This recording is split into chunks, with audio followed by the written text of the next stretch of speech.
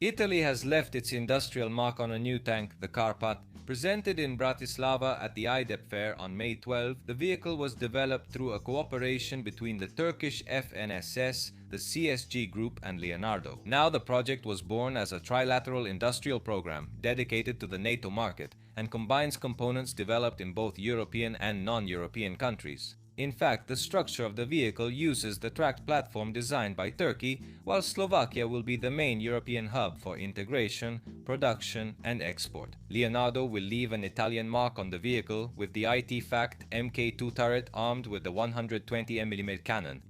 In the initial phase, the focus will be on the Karpat, but the cooperation may later include additional future platforms derived from the project. Giving you an outline of this vehicle, the new CFL 120 Karpat is directly derived from the Kaplan MT, a program developed by Turkey and Indonesia that began in 2015.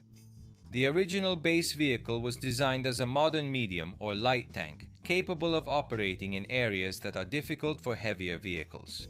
The project prioritized strategic mobility, lowered logistical costs, and reduced expenses related to infrastructure constraints compared to main battle tanks. Heavier MBTs such as the Leopard, the first production run of the Kaplan MT, included 10 vehicles assembled in Turkey and another 8 completed in Indonesia. The initial specifications included a 711 horsepower Caterpillar diesel engine, a maximum speed of about 70 km/h and an operational range of 450 km.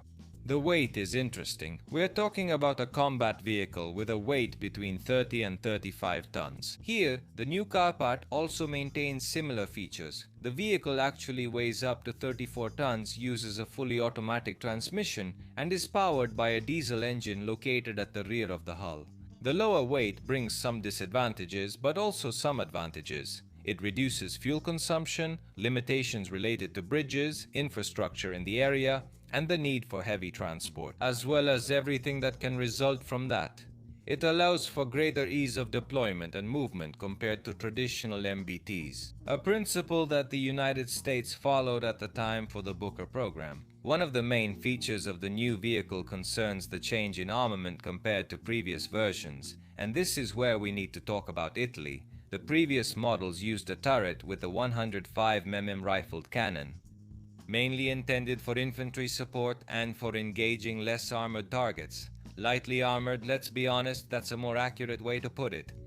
In the CFL 120 Karpat, this configuration is replaced by the hit-fact Mk2 from Leonardo, which if you follow the channel I think you already know about. The turret integrates a 120mm smoothbore cannon compatible with standard ammunition. Leonardo developed this system for medium and tracked platforms. The turret has firepower comparable to that of main battle tanks, but without an equivalent weight. This type of turret essentially transforms vehicles that shouldn't have sufficient offensive capabilities against other MBTs into mobile and lethal platforms. A successful experiment with the Centauro 2 or the KF-41. Again, we're not talking about an MBT here, there's also the experiment that Italy is carrying out with Turkey on the Tolpar. As for the protection of this vehicle, we can find different kits that shape the vehicle's defenses according to the needs of your mission profile. But of particular interest, I want to point out the presence of an APS, an active protection system that can be absolutely essential in today's theaters, against anti-tank missiles, but especially against loitering drones, or drones in general. For example, FPVs, just to name one. The Karpat falls into a segment of the defense market that is useful for meeting the needs of countries that require a tank, but with lower costs and more limited requirements. Obviously with some compromises, as you might have guessed. According to sources, in addition to Europe, the program could attract interest from customers in Asia, the Middle East and Africa, where several armies, different armed forces are looking for this kind of solution capable of combining mobility, operational availability and firepower in difficult environments. That said, that's all for today. I invite you to share this video, leave a like, and most importantly, let us know your thoughts in the comments below. As always, all today's sources are highlighted in the first comment if you want to learn more. Bye!